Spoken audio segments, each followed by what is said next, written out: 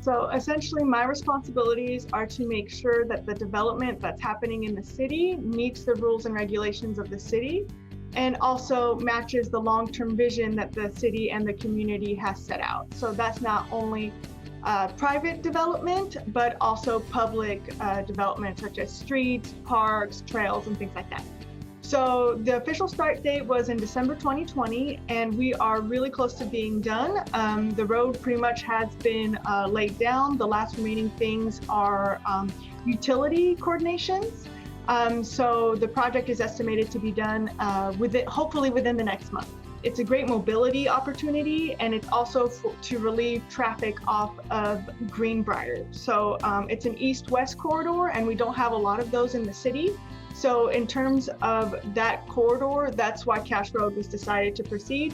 And it's not only a City of Stafford project, it's also a coordination through Fort Bend County and the Stafford Economic Development Corporation. So for that expanded area, it is in a zone known as retail, commercial, light manufacturing. So a lot of the buildings that are being built currently or even being proposed are large distribution warehousing. One of them is going to house USA Gloves, which is actually the first nitrile glove manufacturer here in the United States. So a lot of big companies that also are going to bring a lot of employment here to the city. So there's tons of other mobility projects that are now coming online because Cash was able to start and be so successful. Really, there was very minimal delays in Cash Road. So another mobility project is going to be Trinity Drive. It's actually going to extend across what's known as the TI ditch to connect the community to the grid on that southern portion.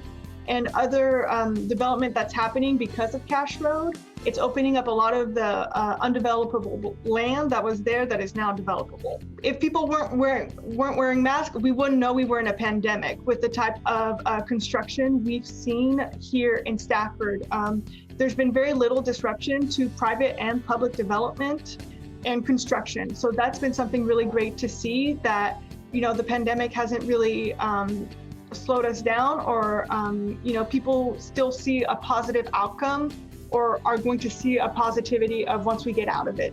So it's been great to see that here in Stafford, we really haven't experienced any sort of slowdowns. I mean, we've had a lot of restaurants open during the pandemic as well in the grid. It's been surprisingly positive. So we are currently looking at our comprehensive plan. So that is, the big vision that I was talking about earlier. So we are currently starting to look at updates to the plan because we're supposed to look at it about every 5 years. And the last it was approved was back in 2015. And then in the future, just keeping track online of when those meetings are happening, and especially when it comes time to those public meetings for the public input. So far, all these joint meetings talking about the comprehensive plan will take time during the planning and zoning meetings. And so that's typically the second Tuesday of the month.